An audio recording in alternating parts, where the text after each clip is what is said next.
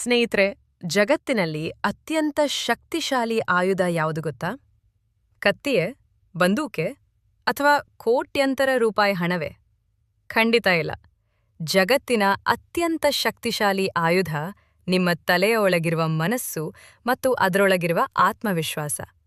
ಯಾವಾಗ ಮನುಷ್ಯ ತನ್ನ ಆತ್ಮವಿಶ್ವಾಸವನ್ನು ಕಳೆದುಕೊಳ್ಳುತ್ತಾನೋ ಅವನು ಜೀವಂತವಾಗಿದ್ದರೂ ಹೆಣಕ್ಕೆ ಸಮಾನ.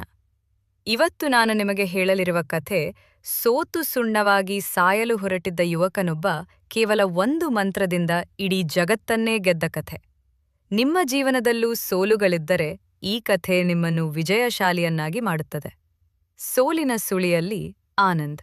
ಒಂದು ಸುಂದರವಾದ ನಗರದಲ್ಲಿ ಆನಂದ್ ಎಂಬ ಯುವಕನಿದ್ದ.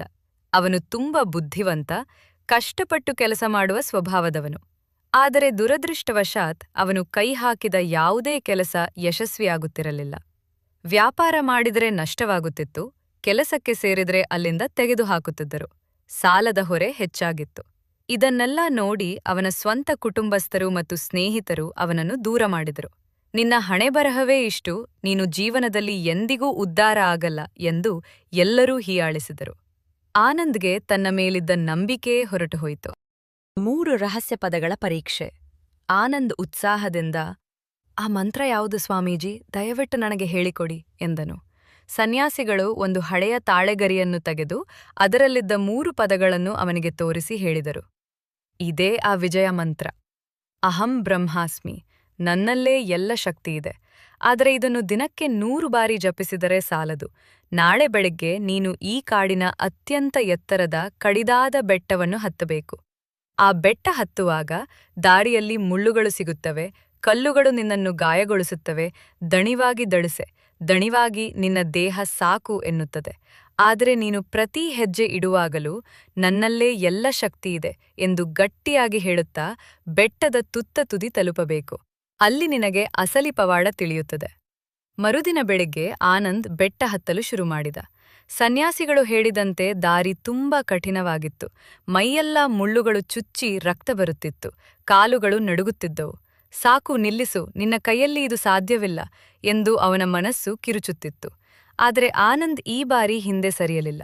ಅವನು ಪ್ರತಿ ನೋವಿನ ಕ್ಷಣದಲ್ಲೂ ನನ್ನಲ್ಲೇ ಎಲ್ಲ ಶಕ್ತಿಯಿದೆ, ನಾನು ಗೆಲ್ಲಲೇಬೇಕು ಎಂದು ಕೂಗುತ್ತಾ ಮುನ್ನಡೆದನು.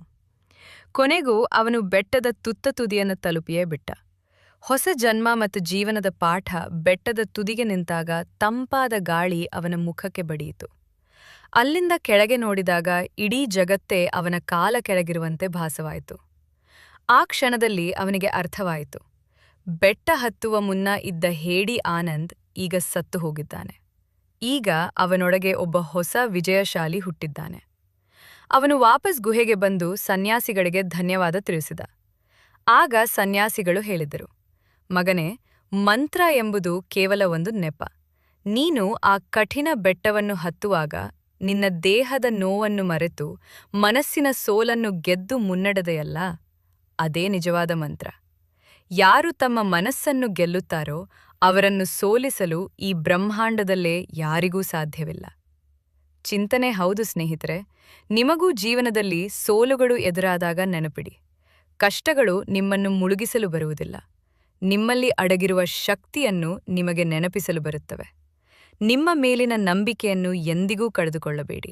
ಈ ಕಥೆ ನಿಮ್ಮಲ್ಲಿ ಸಣ್ಣ ಸ್ಫೂರ್ತಿಯನ್ನು ತುಂಬಿದ್ದರೆ ಕಮೆಂಟ್ ಬಾಕ್ಸ್ನಲ್ಲಿ ನನ್ನಲ್ಲೇ ಎಲ್ಲ ಶಕ್ತಿ ಇದೆ ಎಂದು ಕಮೆಂಟ್ ಮಾಡಿ. ಮುಂದಿನ ವಿಡಿಯೋದಲ್ಲಿ ಸಿಗೋಣ. ಧನ್ಯವಾದಗಳು.